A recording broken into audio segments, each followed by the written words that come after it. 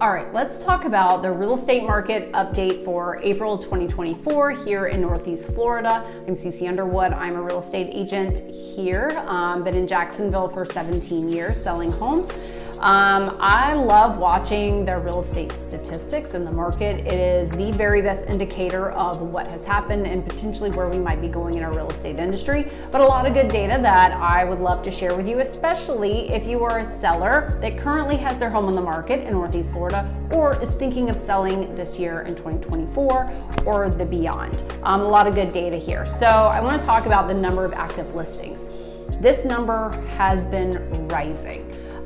Which is it's actually good that it's rising. Our inventory has been artificially low for quite some time. We have been in a rising home value market since 2011. Overall, that was kind of the bottom of the bottom where we bounced back after the crash. I was there for that. Very exciting. Since then, values have been increasing, rates have been low, and through all of the changes, right, we really haven't been able to get past that 3-month supply of inventory or get back into that market. So January of this year, we finally went into 3-month supply, meaning if no other homes came to the market, all homes would be sold in 3 months, where we were hovering around 2.5, between 2 and 2.5 months supply for a very long time. So we finally broke that 3 months, and that was kind of back in January. And then February, we got up to 3.4. February, we got to 3.64.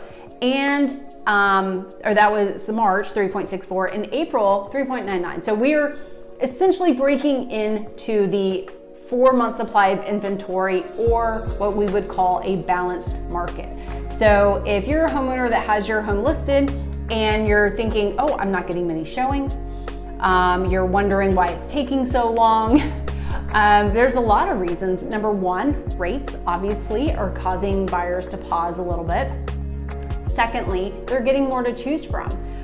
There's a lot more inventory, which means more sellers are putting their home on the market every day. This is going to create some FOMO with buyers, and also they're going to sit back and watch, right? That fear of missing out isn't there, but the fear of missing out on this house isn't there. It's the fear of missing out on something better that is there.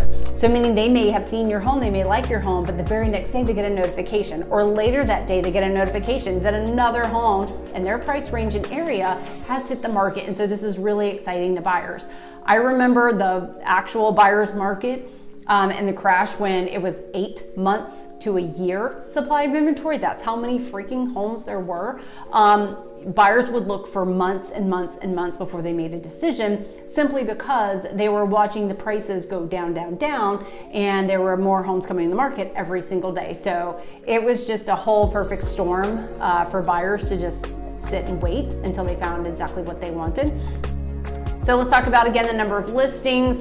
We've been rising. So January, we're about 7,700 listings. Those were active homes on the market, meaning they did not have a buyer. They were not under contract. In February, that rose to a little over 8,300. In March, that rose to over 8,800 homes.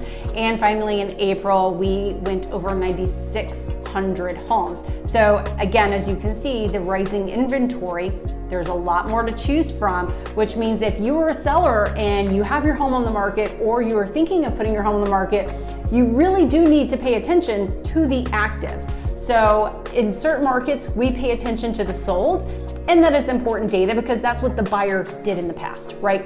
That's what they did in the past, that's what they paid.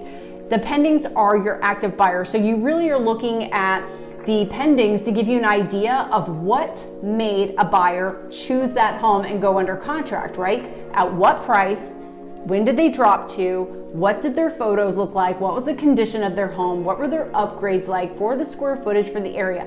That's what a buyer is expecting to pay for a home in that area. So if your home is less than, then your price should be less than. And if you have more and you can actually say it's more, not just a matter of, hey, I've got a better quartz, that's not always gonna get you more money. Quartz is quartz a lot of times in the buyer's mind if it's the right color. Colors extremely impact buyers' decisions. Also paint colors, you can have the same size, same square footage home. what you may believe are similar upgrades, but if your home has an interior paint color that is disturbing, it could cost you $10,000, $15,000, $20,000 on your price, just depending on the buyer because of the work involved. They want a move-in ready home. So listing prices, good thing about listing prices, they've actually continued to go on the rise. Our average sales price is actually up 11% from this time last year. So even though rates have risen, home values overall have not greatly been affected because people still need to purchase a home. And good news for sellers, our #1 most requested home available is our 55+ buyers, which means we are still looking at getting a huge amount of relocation buyers here in Northeast Florida. So that 55+ buyer, they're looking at communities. Other things that are affecting sales, of course, too, is going to be new construction. There's a lot of incentives with new construction. So I have said in the past before, if you are not priced and giving incentives like new construction, your home's not going to be priced the same. So you're not a builder, that is fine. You're a pre-owned home, pre-loved home. But if you're not able to give $30,000, $40,000 to buy the buyer's rate down, then you're really gonna need to compensate on the price, especially if there's new construction directly in your neighborhood, is absolutely going to affect your home selling time frame. So to be really aggressive in those areas. Now, sometimes we'll get buyers, they'll come to us and say, hey, we just bought this home, I can't stand it, it's 3 months later. I need to raise my price in order to get my money back. Well, that's not how the market works. So you will need to price your home like you're gonna lose money. I mean, just point blank, you're going to lose money in real estate if you're unable to stay in your home. Try to rent it, do something, unless you've done something to improve it, likely your values are not increasing. But days on market, so we started with about 75, almost 76 days on market back in February. We've actually gone down a little bit. So currently in April, we're sitting at about 64 days on market, still in the same realm. But if you haven't gotten a showing in a week, if your home's not under contract in a week or two, don't panic. Do not panic. That is not the time to panic. It may be the time to look, to reevaluate, to go over the market with your real estate agent. Ask them how many homes you're in competition with, because the actives will absolutely dictate the days on market. If you're the only home in the neighborhood that's for sale, great. But if you are one of 10 for sale in your neighborhood that are all in a similar square footage, meaning you all have 4 bedrooms, 3 bathrooms with slightly variances of square footage, backyard, your lot is going to be huge and your upgrades are going to be huge. Buyers want upgrades. And we've seen where it has huge impacts. I mean, your home has to be not perfect, but it really does have to stand out in order to get that buyer quickly.